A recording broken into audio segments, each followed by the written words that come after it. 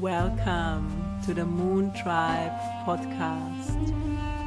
I'm Simona, your host.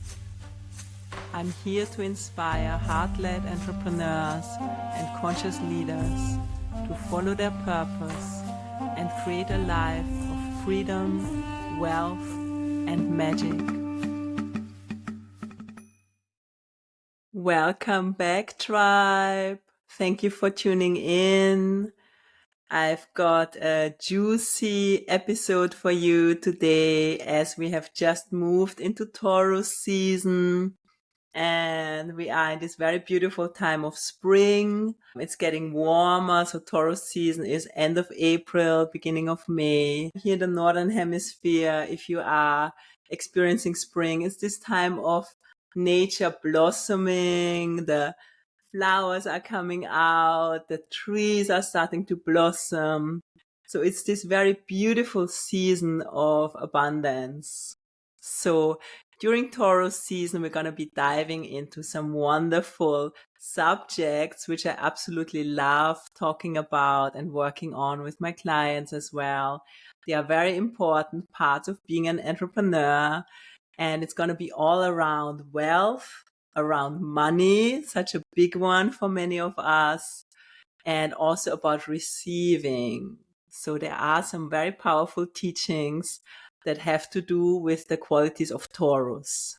So let's look at Taurus. We have started into Taurus season. The sun has moved into the sign of Taurus. And Taurus is the second sign of the zodiac. So we're still in the very beginning. It is represented by the bull, this big animal. It's very stable. It's very grounded, right? And Taurus is also an earth sign. So Taurus is the very first earth sign.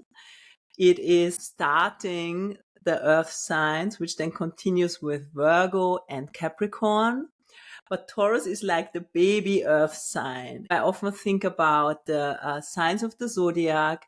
You can imagine them like different stages of our human life. So Aries is really about when we're arriving as a baby and it's like, I am here. So there's this, I exist, I am here. And it's more connected to this very first stage of being a baby. And then we grow up a little bit and maybe around 2 or 3 years, this would be the stage of Taurus, is when we really start to connect with the world around us more. And we're like, okay, this physical world, like what is mine? What is my body? What here is mine? So Taurus is connected with this idea of what is mine. It has to do with our physical body. It has to do with our physical security. So that is very important for Taurus, is security. And on the side of the physical, it's also connected to the earth. Taurians are also very connected with nature, of going out into nature and smelling the flowers and listening to the birds and just enjoying this frequency of nature. And that brings us also to one of the very beautiful themes of Taurus, which we're going to be diving in these next weeks, in these next episodes. Taurus is very much about enjoying this physical experience. How can we enjoy through our 5 senses, through our body, through listening, touching, feeling? How can we enjoy this life? So Taurus is connected to our sensuality, right? Feeling good, what feels good in the body. It's about good food, enjoying the luxuries of life. So that is very much a theme of Taurus. It's about beauty, fashion, jewelry. Treat yourself to some luxury. And of course, in the shadow side, it can go overboard of being like, oh, like I want it all, kind of like a certain greed and being materialistic only. But I think if we are in a healthy balance, there's something around allowing ourselves to enjoy this physical experience and enjoy the abundance and this time of being in our body, which is quite limited, right? And we have these bodies. So how can we really open our senses and enjoy and has to do again with being in nature, swimming in the sea, smelling the flowers. These very simple things is really what can give us this sense of joy and sense of aliveness. So that is also an important theme of Taurus. It's about the simplicity. So how can we sometimes simplify and actually go into much deeper sensations? Very important to understand Taurus is that Taurus is one of the two signs that is ruled by Venus. And Venus is the goddess. It's the divine feminine energy. So in the mythology, in the Roman mythology, we have the goddess Venus. In the Greek mythology, it's Aphrodite. In the Hindu mythology, it's Lakshmi, which is this goddess of abundance, this goddess of beauty, of wealth, and very much of the feminine. It has a lot to do with receiving and allowing ourselves to receive all the pleasure of life. Aphrodite and also Lakshmi in the mythology, as you might know, she's born from the ocean. So she emerges from the ocean naked in her full presence and beauty. And she's just this feminine, wow. And Lakshmi, if you're familiar, there's this beautiful image that Lakshmi is pouring this kind of gold over you, like this waterfall of abundance, blessing you with all of it. And this is so beautiful because for me, this really represents this divine abundance and that we are meant to live in this abundance. But what can often happen, and I'm sure you've experienced it, is that we start to block it. We hold it back. Sometimes subconsciously, it's like, ooh, do I deserve it? Am I worth it? Have I worked hard enough? Can I hold all of this goodness? Right? So this is where it comes in, that we, in our humanness, we start to restrict this abundance that is around us. So for me, this is really this beautiful teaching of Taurus that we can tap into. And it's something that's a really important part of my work, also connecting with the embodiment of it. So let's look at this theme around abundance versus lack and scarcity, which I think is such a big one in our society. And as you become more aware, you will see how much of our thinking is actually connected to this. So on the one hand, we have this idea of abundance, which means there's more than enough. It's like a whole ocean. It never runs out. It just keeps flowing and flowing, right? And on the other hand, and I think we are very much in this paradigm that is around lack and scarcity. The idea of this is there is not enough. There's not enough for everyone. There's not enough to go around for everyone.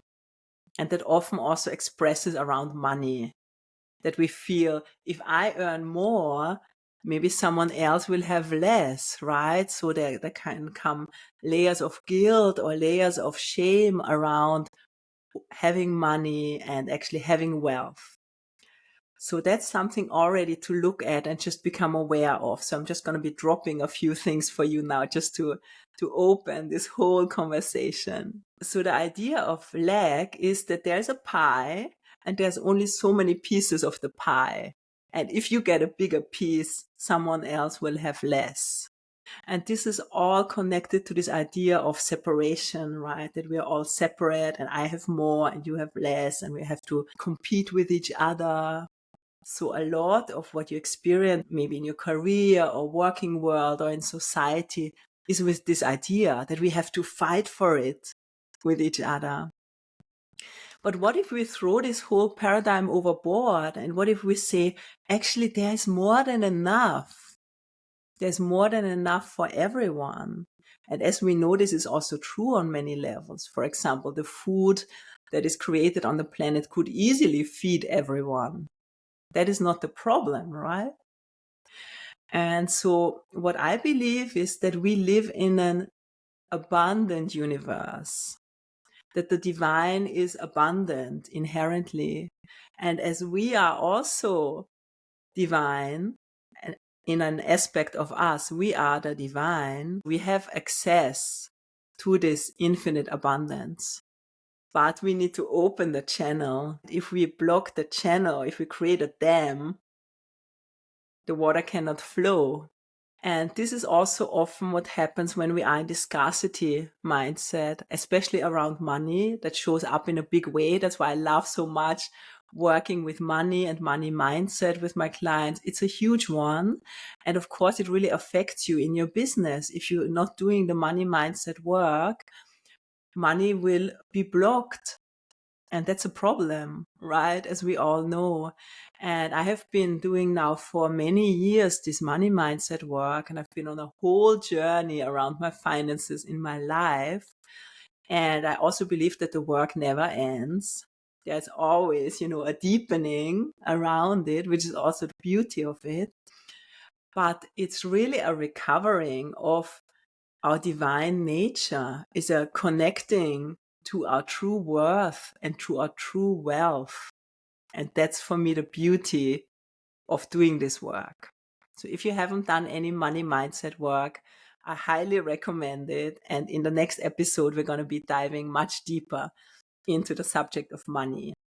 But what I want to share for now is that often how it shows up with money is that if we feel there's not enough money coming in, not enough, we start to hold it, right?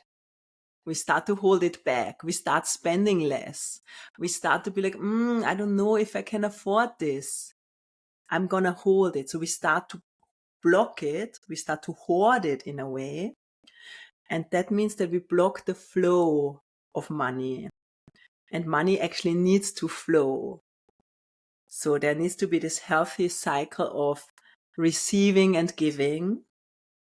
And that's when money is at its best. It can flow. So the scarcity mindset makes us feel there's not enough. I don't know when it's coming back in again. I have to pay all these bills. And then we block the natural flow. So just be aware if you are in this feeling of not enough. Where else can it show up? With our time, of course, right? I'm too busy. I don't have enough time. I catch myself all the time with this and I'm like, wait a second, is that true? That doesn't feel abundant, right? How do I actually want to experience my time? Do I want to be rushing? No, I want to have fun. I want to enjoy. I want to take my time for the things that are important. So coming back to this feeling of abundance, that there is enough and there's more than enough, and really reclaiming it, that will be an invitation in this Taurus season. And what is so powerful with this is to understand that in this 3D reality that we are in, there's the paradox. We live in a world of duality.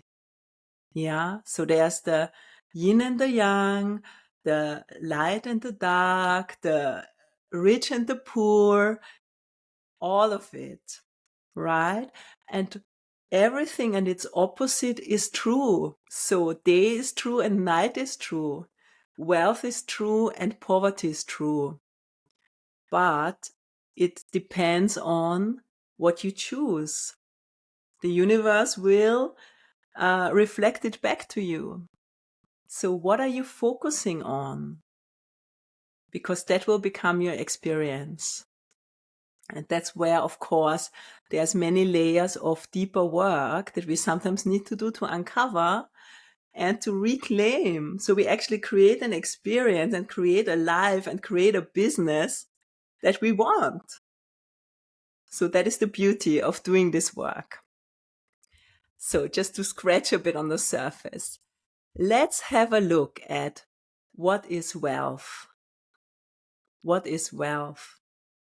And also maybe just notice what this word wealth brings up for you. Do you feel comfortable? Do you feel a bit like, oh, I don't know. What is in this word wealth for you? That's the first part. Just pause and notice. For me, it is very good question to ask, what is wealth, connected to also reflecting on what is success. Because I think with wealth as well as with success, we have been fed a certain programming that we should believe in. What is success? What is success in your business? What is success in your life, right? So the same we can ask, what is wealth? What is actually wealth? Maybe compared to what is portrayed in the media or in the world. What is actually true wealth? And I feel this is really important to be clear on if you want to create true wealth and true abundance in your life. And so for me, I can share, and I invite you to reflect on this yourself. One important part is, I think, at a foundation is around our health. They say health is wealth. And I believe that is true, because whenever we are not fully physically healthy, that really impacts our enjoyment of life. So cultivating our physical health, looking after our body as our temple, that is really, I think, a foundation to being able to enjoy fully this physical experience. And then I was also thinking, as an aspect of this, also our mental and emotional health. If you wake up unhappy or depressed about your life, it's hard to be truly wealthy. So I feel the emotional health is absolutely part of it. And then for me, in my experience, also very much a deep sense of fulfillment, living your purpose, knowing that you are walking your path, knowing that you are doing what you're meant to be doing, sharing your gifts and being able to support others, help others, sharing your wisdom. So there's so much wealth that comes from that, so much richness for me personally. And I know many of my clients experiencing this. Another important one for me is my relationships. That is a true source of wealth. Can be in your romantic relationship with your partner, can be in your family, and also noticing where there are blocks, where we hold resentment and judgment and all the things that come up in family. Let's be honest, right? How can we clear as much as possible to allow the wealth to be there of these connections, receiving the support, receiving the love? That's building this pool of wealth that we can tap into. And then love in general, for me, love is wealth. And that comes back to our self-love, cultivating this sense of self-love, of honoring ourselves. And a very important theme of Taurus is our self-worth, owning our self-worth, really understanding what we're bringing to the table and being deeply rooted in our value. Which is, of course, let's be honest, it's a journey. It doesn't happen from one day to the next for most of us. And it's also a continuous journey to root deeper into our value. But the more we can do that, I feel there's a deep source of wealth if we connect it to this. Another one, for me especially important, is freedom. Freedom is wealth for me. And for me, that's a big reason why I started my business, as you might know. So, and the freedom shows up in many ways. It's around the time freedom, being able to have my mornings for myself, to do my practices, to really take this time to charge myself, being able to take time off. I've just been on a beautiful road trip here in Portugal with friends on a Monday. And I was like, how good is that? I can just take the day off. And it was so nourishing and so fun. So I can just take a weekday off whenever I want. So this freedom is really richness for me. And of course, the freedom of choices. And that's where we come to the financial and to the money to actually enjoy fully. Because they say money doesn't buy you happiness. Well, but actually money does buy you a lot of possibilities and opportunities in so many ways. If it might be, going on the trip that you want to go, or buying a gift for someone in your family, or investing in yourself and your personal growth. It does open a lot of doors. So we also want to welcome this financial flow as part of wealth. So with this, the invitation is for you. Maybe take a moment, sit down and take your journal and just write down what is true wealth for you. And just maybe write down what are situations that make you feel wealthy. What are the people that make you feel wealthy? And what is it that you truly value? To complete on this, I want to share something very important, which when I understood it was like a game changer. And that is, wealth is a frequency. Wealth is a frequency. So this frequency of wealth, of abundance, it's all around us. But sometimes we are disconnected, but we can also consciously connect to it and reconnect to it. So in my experience, a very powerful way to connect into this frequency is the practice of gratitude. Because gratitude is the same frequency as wealth and abundance. It puts us right into this frequency. So I also created a beautiful gratitude meditation that is designed to really help you tap back into the space of gratitude. You can download it on my website. It's for free. You can listen to it whenever you feel a bit, I'm focusing only on the lack, on the negative. It helps to get back straight away. And then I also really recommend a daily gratitude practice. For me, this is a very important part of my magic morning practice, which I share with my clients, that is really setting you up for the best day ahead. And I believe that there's these two sayings around gratitude, which is what you appreciate appreciates. So if you appreciate things, then it will just increase the worth. And also if you're grateful, you attract more things to be grateful for. And that is absolutely my experience. So have fun with this. Go back to your gratitude practice. Look at what wealth is for you. And I will see you in the next episode. We're going to be looking at money, a juicy one. Until then, please remember to share your magic. Thank you for listening to the Moon Tribe podcast with me, Simona Shimanovic. I'd love to share my free abundance meditation with you. Go to simonashimanovic.com and join the tribe.